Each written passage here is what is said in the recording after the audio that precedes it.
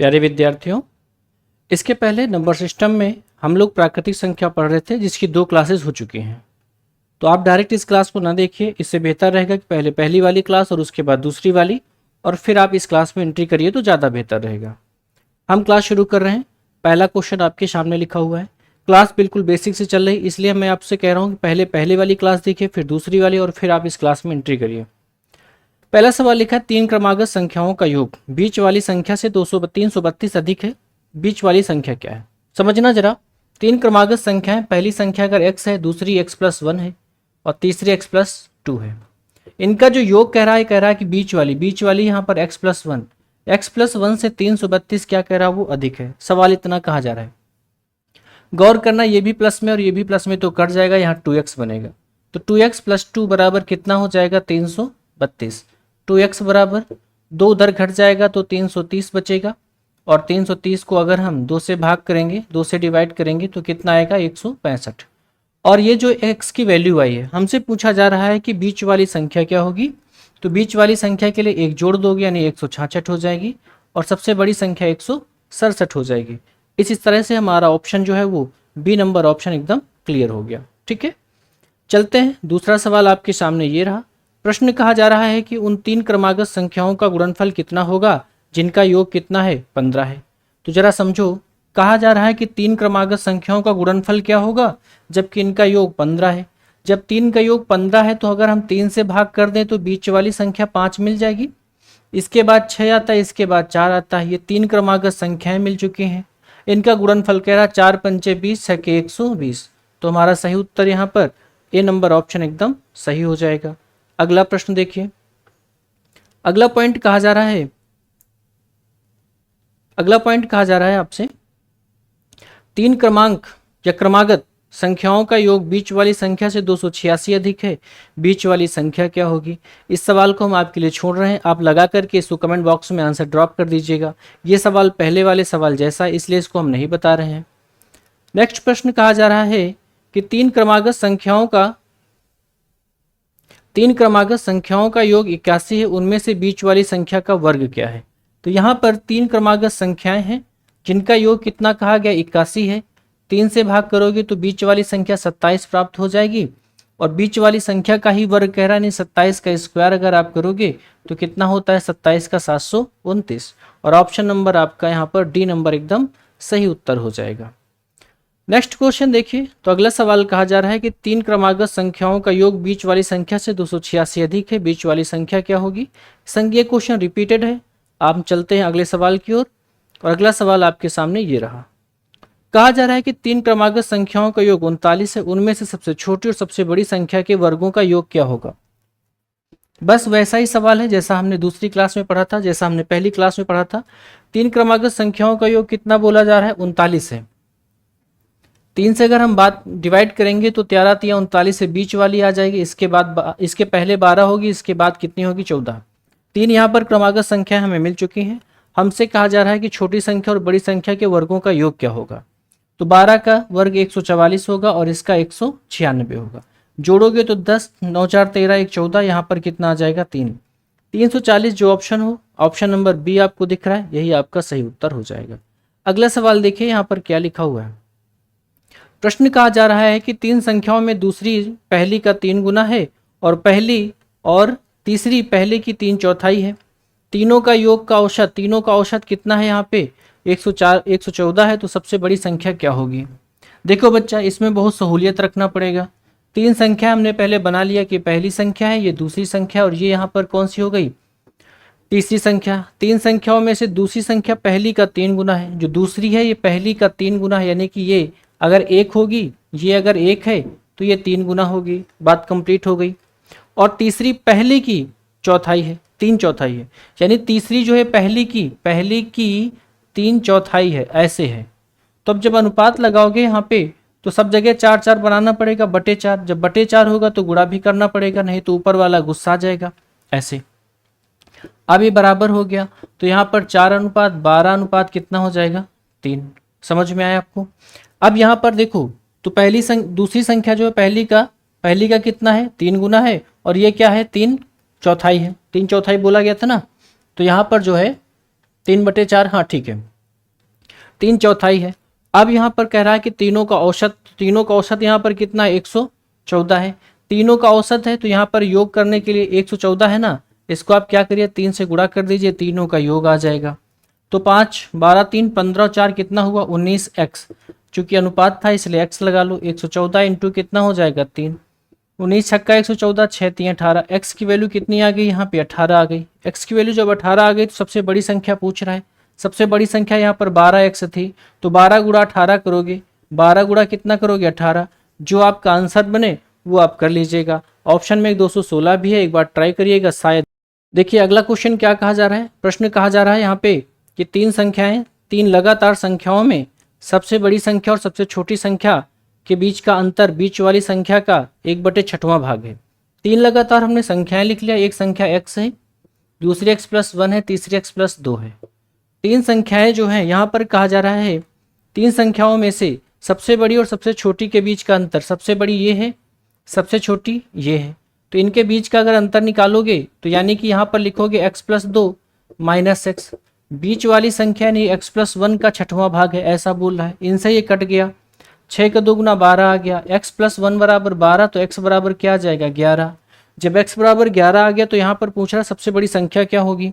तो जब x बराबर 11 है यहाँ पे, तो एक संख्या 11 हो जाएगी, अगली 12 हो जाएगी और अगली क्या होगी, 13। यानी ऑप्शन नंबर इसका जो है वो बी नंबर ऑप्शन एकदम सही मैच कर रहा है। अगला सवाल है, तीन क्रमागत संख्याओं में से सबसे बड़ी संख्या तथा सबसे छोटी संख्या का अंतर कितना है, बीच वाली संख्या का 1/41 है। इनमें से सबसे छोटी संख्या कौन सी है। मुझे लगता है कि नहीं बताना चाहिए क्योंकि अभी मैंने बताया ऐसा ही सवाल, इसको आप लगा करके कमेंट बॉक्स में आंसर ड्रॉप कर दीजिएगा। अगला प्रश्न है, 3 से प्रारंभ होने वाली 3 और 5 से समाप्त होने वाली 4 अंकों की महत्तम और लघुत्तम संख्या के बीच अंतर क्या होगा। वहां जो महत्तम लिखा है ना वो महत्तम है, ठीक है। तो जरा समझो, हमसे पूछा जा रहा है कि 3 से आरंभ होने वाली और 5 से समाप्त होने वाली 4 अंकों की सबसे बड़ी और सबसे छोटी संख्या। 3 से अगर आरंभ हो रही है, 5 से अंत हो रही है, बीच में दो संख्याएं और भरी जाएंगी तो यही हो जाएगा, क्योंकि 5 से अंत भी होना है।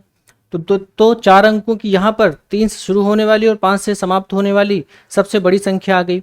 अब सबसे छोटी संख्या पूछ रहा है, सबसे छोटी संख्या क्या लिखोगे, 3 और 5 तो यहाँ रहेगा, यहाँ आप 2 जीरो बना लो, ठीक है ना, 2 जीरो बना लो भाई, छोटी संख्या मिल गई। अब इनका अंतर पूछा तो यहाँ कितना आ जाएगा अंतर, 995। और आपका सही उत्तर कहाँ है, नहीं दे रखा है, 995 नहीं होगा, 990 हो जाएगा। तो 990 यहाँ पर ऑप्शन नंबर हमारा बी नंबर एकदम ठीक से मैच कर रहा है। चलो जी अगला सवाल देखते हैं। तो अगला प्रश्न यहाँ पर लिखा हुआ है, 1 से लेकर के 100 तक, 1 से लेकर के 100 तक पूर्णांक संख्याओं में से अंक का इकाई 1 का प्रयोग कितनी बार हुआ। यानी 1 से लेकर के अगर 100 बार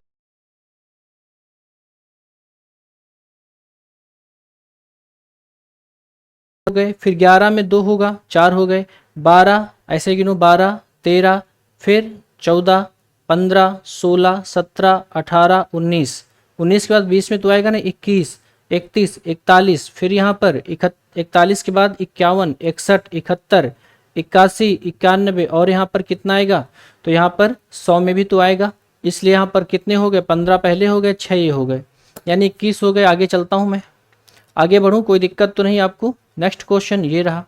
अब यहाँ पर कहा जा रहा है कि 1 से लेकर के 100 तक की गिनती में कितनी संख्याओं में से 3 का अंक इकाई के स्थान पर आता है। अब इकाई के स्थान पर 3 अंक का पूछ रहा है, तो एक तो इकाई में 3 वाला हो जाएगा, एक 13 हो जाएगा, ऐसे गिनो, 3, फिर 13, फिर 23, फिर 33, इकाई में पूछ रहा है, डबल मत गिनना, फिर 43, फिर 53, फिर 63, 73, 83, 93, कितने हो गए, 9 1 10, 9 तो ये 3 वाली हो गई ना, और 1 ये 10, तो यहाँ पर आपका सही उत्तर कौन सा, डी नंबर ऑप्शन आपका एकदम सही हो जाएगा।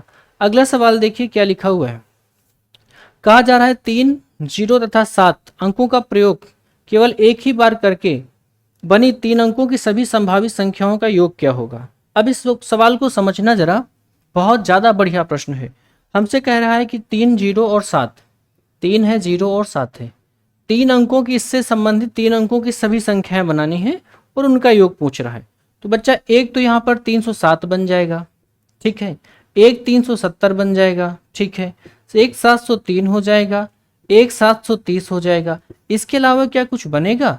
जीरो से आप शुरुआत नहीं कर सकते, ये बात आप ध्यान रखो। अगर जीरो शुरुआत करोगे तो संख्या 3 अंकों की कहाँ बची, मुझे बताओ, नहीं बची ना। अब इनको जोड़ो तो 7 3 10, 7 3 10 से 11, फिर यहाँ पर 10 10 20, 20 और 1 21, 2110, यानी कि सी नंबर ऑप्शन एकदम से मैच कर गया। इसमें आप जल्दबाजी नहीं करिएगा, मैंने जैसे बताया आप वैसे ही लगाइएगा, ठीक है। नेक्स्ट क्वेश्चन देखिए, बहुत बढ़िया प्रश्न है। प्रश्न कहा जा रहा है कि 4 प्राकृतिक संख्या है, इससे इस प्रकार है कि उन्हें 3 3 करके जोड़ने पर योगफल क्रमशः 180, 197, 208 तथा 222 प्राप्त होता है। इन संख्याओं का माध्य कितना है? जो मध्य लिखा है उसको क्या कहोगे? इन संख्याओं का माध्य कितना है? सवाल को बहुत अच्छे समझिएगा। यहाँ पर प्रश्न कहा जा रहा है कि 4 संख्याएं, हमने मान लिया कि ए बी सी डी ये 4 संख्याएं हैं, 4 ये प्राकृत संख्याएं हैं। 3 3 करके जोड़ो तो a plus b plus c जोड़ा, फिर b plus c plus d जोड़ा, फिर c plus d plus a जोड़ा, फिर d plus a plus b जोड़ा। इनका अलग अलग योग हमें प्राप्त हो रहा है, अलग अलग इनका हमें योग प्राप्त हो रहा है। जैसे 180 है, 197, 208 है, 180 है, 197 है, 208 है, 222 है। इन सबको जोड़ा तो a यहाँ है और यहाँ है। 3 बार a है, b भी 3 बार है, c भी 3 बार है, d भी 3 बार है। 3 हमने कॉमन कर लिया तो a plus b plus c plus क्या हो जाएगा? d बराबर। इनको जोड़ोगे, इनको जब जोड़ा तो 8 2 10 7 17 हो गया। यहाँ 3 3 9 12 12 8 20 हो गया, हासिल 2 आ गया, 2 2 4 2 हासिल 6 2 8, इतना हो गया। 3 से अगर हम डिवाइड करेंगे तो कितना आ जाएगा? 269, यानी कि 3 दूना 6, 2 बचा, 3 छंग 18, 3 का 9 बार 27। संख्याएं 4 है, चूंकि माध्य पूछ रहा है इसलिए 4 से आप डिवाइड करा दोगे तो 4 छंग 24, 2 बचा, 4 सत्ते 28, 1 बचा, 29 बटे कितना? 4। तो 67 सही 1 बटे 4 ऑप्शन जो भी है उसको आप टिक करो। ऑप्शन नंबर यहाँ पर हमें कौन सा दिखाई दे रहा है? ऑप्शन नंबर हमें सी दिखाई दे रहा है। अगला प्रश्न देखिए, यहाँ पर बहुत बड़ा लिखा हुआ है। कह रहा है कि 2 ऐसी प्राकृत संख्याएं कि पहली संख्या को 2 बार, दूसरी संख्या को 3 बार अगर जोड़ा जाए तो योगफल कितना प्राप्त होता है? 100 प्राप्त होता है। 2 संख्याएं, हमने एक संख्या a मान लिया तो पहली संख्या को कह रहा है कि 2 बार, तो आपने 2 बार यानी 2a, दूसरी संख्या में 3b, दूसरी संख्या को हमने b माना तो 3b हो जाएगा। जोड़ने पर योगफल कितना आ रहा है? 100 आ रहा है। फिर उसके बाद कह रहा है कि पहली संख्या को 3 बार, दूसरी संख्या को 2 बार मिला के जोड़ने पर योगफल कितना आता है? 120 प्राप्त होता है। अब हमसे पूछ रहा है कि बताइए इनमें से बड़ी संख्या कौन सी होगी? ऑप्शन अब आपके सामने झलकने लगे हैं। बेटा इसमें क्या करते हैं, ये पहला समीकरण हो गया, ये दूसरा समीकरण हो गया, किसी एक को बराबर करते हैं। जैसे इसमें से हमने बराबर किया कि चलो चाहे a को बराबर कर लो चाहे b को, जो आपकी इच्छा करे।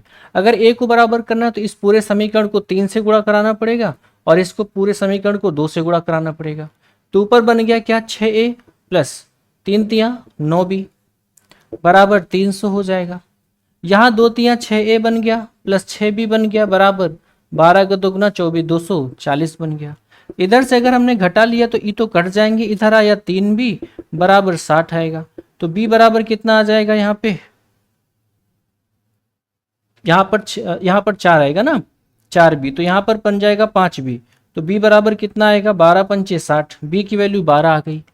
ये b की वैल्यू उठा के यहाँ रखो, तो जब आपने b की वैल्यू उठा के यहाँ रखा तो 12 तियां 36, तो यहाँ बन गया 2a प्लस 36 बराबर 100, तो 2a बराबर 64। तो a बराबर 2 से डिवाइड करोगे 32, एक संख्या 12 है दूसरी 32 है, ऑप्शन आप चूज कर लो। तो यहाँ पर सही उत्तर आपका कौन सा? 32 सही हो जाएगा। अगला बहुत बढ़िया सवाल लिखा है, इसको पढ़ो, पढ़ करके इसका आंसर देने के कष्ट करो। चलो करो जरा। यहाँ पर सवाल कहा जा रहा है कि 3 अंकों की एक संख्या है जिनके 3 अंकों की बनी प्राकृत एक संख्या है जिनके अंकों का योग 6 है। अब यहाँ पर जरा आप ऑप्शन देखो तो ऑप्शन में 312 लिखा हुआ है, ऑप्शन में 123 लिखा हुआ है, ऑप्शन में 213 लिखा हुआ है और ऑप्शन में 231 लिखा हुआ है। इन तीनों में अगर आप देखो तो तीनों का योग 6 ही तो आ रहा है सर। फिर कह रहा है कि अंक पलटने से प्राप्त संख्या मूल संख्या से 198 क्या है? अधिक है। यानी कि अगर अंक पलटे जाएंगे तो मूल संख्या से जो प्राप्त संख्या होगी वह 198 क्या होगी? अधिक होगी। यदि मध्य अंक शेष दोनों अंक का औसत के बराबर हो तो मूल संख्या क्या होगी? ऐसा पूछ रहा है।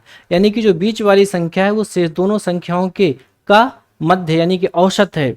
अब देखो यहाँ पर तो जब ये ऑप्शन देखो तो 3 2 5, 5 का अगर औसत निकालोगे तो 2.5 आएगा, ये भी नहीं होगा, ये भी नहीं होगा, ये भी नहीं होगा, क्योंकि 3 का आधा 1.5 होता है। तो आपका ऑप्शन कौन सा यहाँ पर, ये 123 नंबर सही हो जाएगा। अब अगर मान लो आप 123 ले रहे हो तो कह रहा है कि अंकों को पलट दो, जब अंकों को पलटते हो तो 231 मिलेगा कि नहीं मिलेगा। तो क्या यह 198 अधिक है, यानी कि 231 और 123 का अगर आप अंतर निकालोगे तो आपका 198 हो जाएगा। इसका मतलब ऑप्शन नंबर यही सही हो जाएगा, और तीनों संख्याओं का हमें योग भी दे रखा है। अगला सवाल हमारे पास है, और क्वेश्चन कहा जा रहा है कि 3 प्राकृत संख्याओं में 2:3:4 का अनुपात है, यदि संख्याओं के वर्गों का योग 116 है तो संख्याएं ज्ञात कीजिए। समझिएगा जरा इस सवाल को। यहाँ पर प्रश्न कहा जा रहा है 3 प्राकृत संख्याएं हैं जो 2:3:4 के अनुपात में है। अनुपात में है तो यहाँ पर हम x लगा लेते हैं, 2:3:4 यानी 2x 3x 4x। सवाल में कहा गया है कि इनके वर्गों का योग, इनके वर्गों का योग कितना है, 116 है। 116, 2 का square 4x square plus 9x square plus 16x square बराबर 116। 9 4 13, 13 में 16 जोड़ा तो 29 हो गया, यानी यहाँ पर बनेगा 29x स्क्वायर बराबर 116। तो x स्क्वायर बराबर 29 से डिवाइड करोगे 4 बार जाएगा, x बराबर कितना आएगा, 2। सवाल में आगे पूछा जा रहा है कि तो संख्याएं ज्ञात कीजिए। 2 है ना, तो 2 दूना 4 संख्या हो जाएगी, 2 3 6 हो जाएंगी, 2 चौके 8 हो जाएंगे। समझ आया। चलिए जी, अब चलते हैं हम अगले सवाल पर। एक सवाल ये रहा, लिखा हुआ है कि 3 क्रमिक संख्याओं का गुणनफल 210 हो तो छोटी संख्या का, तो छोटी संख्याओं का योग क्या होगा, तो 2 छोटी संख्याओं का योग क्या होगा। गजब क्वेश्चन, ट्राई करो, ना बने तो बस आगे बढ़ो। देखो जरा, हम बता रहे हैं आपको इस सवाल को आप कैसे बनाओगे। यहाँ पर कहा गया है कि यदि 3 क्रमिक संख्याओं का गुणनफल, यहाँ ये नहीं बोला है कि प्रथम 3, केवल 3 बोला है। गुणनफल कितना है यहाँ पे, 210 है।